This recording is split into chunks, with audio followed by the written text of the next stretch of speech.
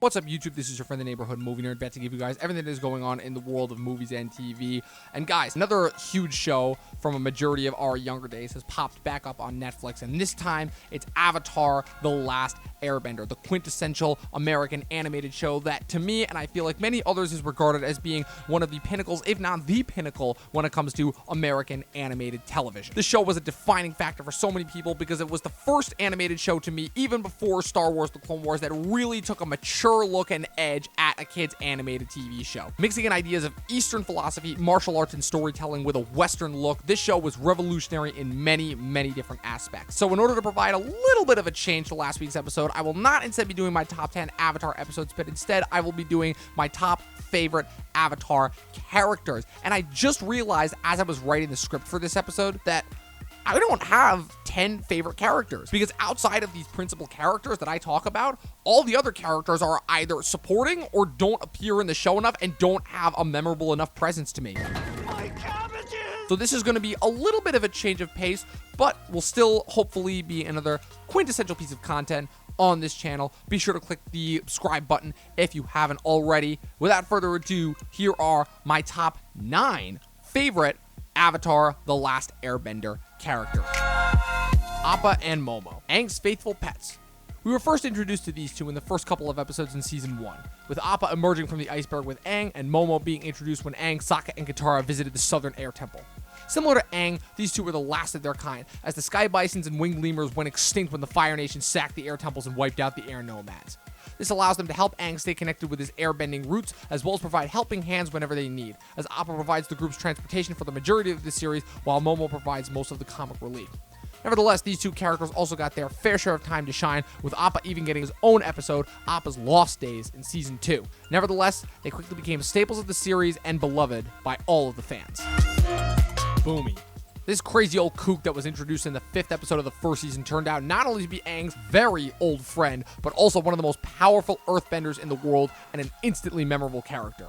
When they were kids, Aang and Bumi would have a ton of fun in Bumi's home city of Omashu, coming up with insane designs and elaborate pranks. 100 years later, when Aang is freed from the iceberg and wishes to see his old friend, they are instead brought before the extremely old king of Omashu, who traps Katara and Sokka in rock crystal and forces Aang to undergo a series of strange tests, each seemingly more nonsensical and dangerous than the last. In the end, however, Aang manages to figure out that this crazy king is actually his old friend, testing him to see if he really had what it took to be the Avatar. Bumi wouldn't appear again until Season 2, in which it is shown that he has been taken captive and that the Fire Nation has taken over Omashu. Despite being more than capable of freeing himself, he tells Aang that he is simply waiting for the right time to escape and urges him to seek out a different earthbending teacher. He appears one last time in the series finale, along with the rest of the other members of the Order of the White Lotus when they take back Ba Sing Se from the Fire Nation. Despite not having appeared that much in the series, Bumi most definitely made an impact as a badass earthbender, a mad genius, and a genuinely incredible character. Azula. Quite possibly one of the best villains on TV, both in live action and animation. Princess Azula is introduced at the end of the first season, having been talked up by Zuko as constantly being a source of agony for him. Despite technically being against Team Avatar, similar to Zhao in the first season, she really is Zuko's primary antagonist, constantly undermining him and getting in his way, preferring to bring the Avatar back to her father herself rather than help her brother in any way. This goes all the way back to their childhood, as Azula's insecurity about their mother Ursa's love for Zuko always caused her to torment him, even making him think at one point that their father was going to send him away. This sadistic personality only grew as she got older, and is a trait that makes her a fiercely powerful firebender as well as a relentless antagonist to the group. In the end, however, it's her own insecurity that destroys her, as, like so many other villains, she ends up being betrayed by her friends Mei and Ty Lee after they end up helping Zuko escape the boiling rock prison, and starts down a train of insanity that results in her ultimate defeat and complete destabilization in the series finale. Katara. Before there was Ahsoka Tano, there was Katara. One of the first two characters introduced in the series, Katara is introduced as a kid who's a lot more level-headed than her brother, but wants to help out in the global conflict in more ways than one, being the only waterbender left in her tiny southern water tribe village. After discovering a boy trapped in an iceberg, who turns out not only to be the last living airbender, but also the Avatar, it sets her off on a journey that allows her to come into her own fully, as well as take a larger part in the world the way that she always wanted to. As the expanding group's mother figure, she is constantly tasked with having to keep a level head in the group's constantly escalating situations, and while this may stress her out and make her seem like a nagging presence, it never stops her from being there for her friends and family, as well as becoming a pretty powerful bender in her own right, even learning the disturbing art of bloodbending. This is actually what allows her to beat Princess Azula in the series finale. But despite her maturation, she still has a little bit of darkness left inside of her, which is revealed when Prince Zuko eventually helps her track down the Fire Nation soldier who murdered her mother. Sokka. Sokka's a bit of an interesting case, because an argument can be made that he starts off as an unlikable character at first, even though he's never not funny. Introduced in the first episode as the skeptic, constantly belittling his sister and being annoyed by her bending, Sokka's whole world is shaken at their discovery of Aang. He decides to help his sister and the newly rediscovered Avatar on their quest to save the world, and in the process learns a lot of valuable life lessons. This especially comes when he meets the warriors of Kyoshi, an event that helps him overcome his own inherent sexism to see the warrior nature in everyone.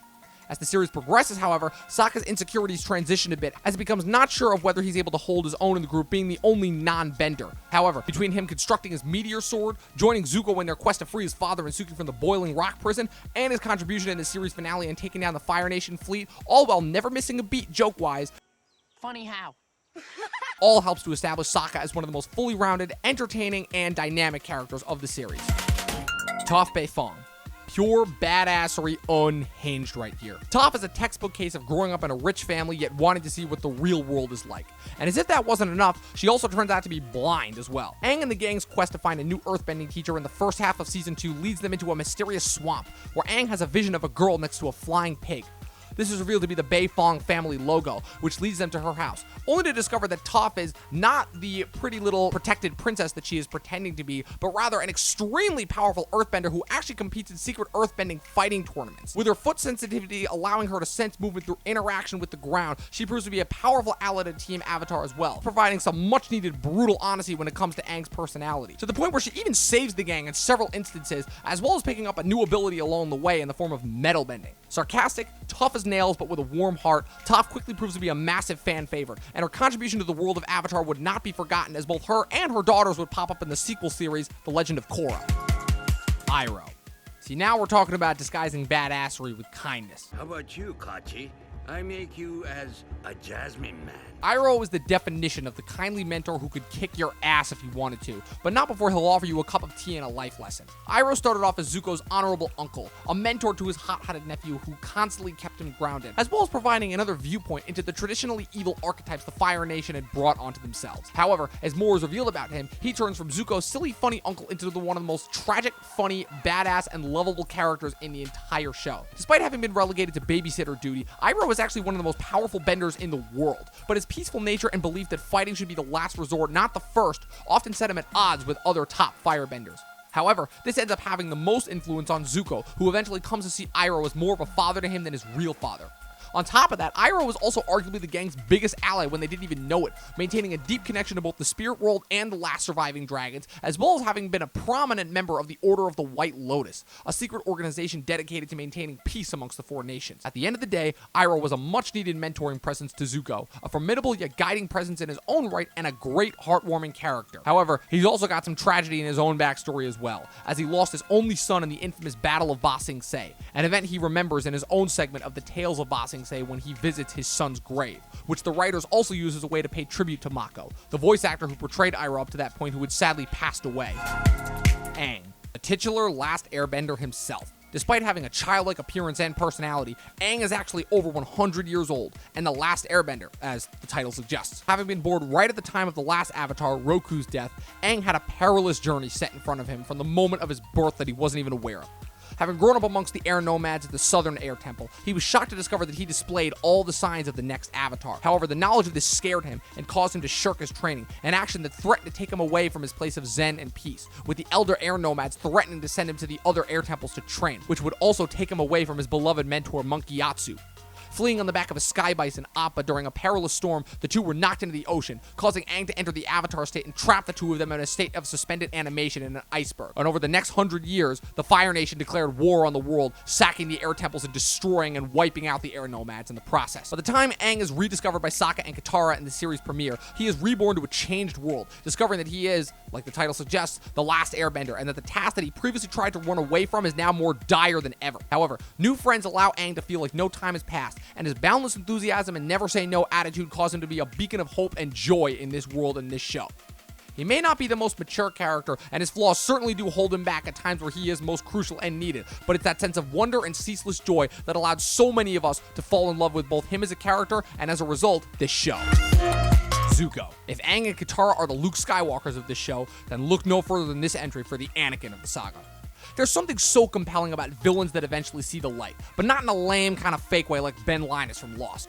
No, Zuko's story is that of redemption, self-realization, constantly crushing expectations, and learning to let go of your rocky past in order to make a new destiny for oneself. Zuko starts off the series as an outcast, a banished prince hell-bent on finding the Avatar, an impossible mission, just so that he can return home and reclaim his father's perceived love and honor. After getting his ass handed to him over and over and over again, he finally takes a step back and begins to reconsider his position in the world.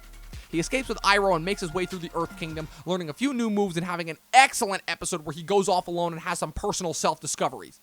It almost culminates in one of the greatest redemption arcs until he backtracks and helps Azula fight Team Avatar, betraying our hearts and the show's protagonists in a fight that almost costs Aang his life and the Avatar state.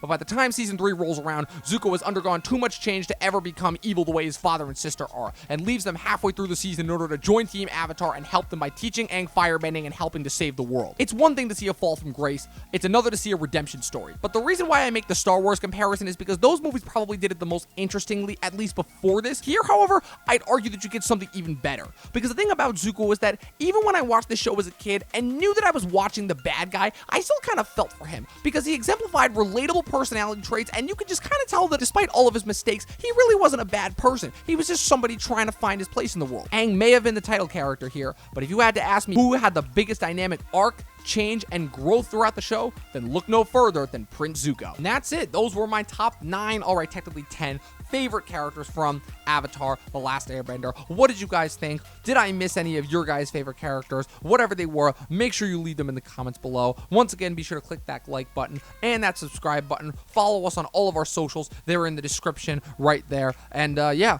thanks for once again coming back to another great top 10 list. I have been the Movie Nerd, and as always, watch more fucking movies.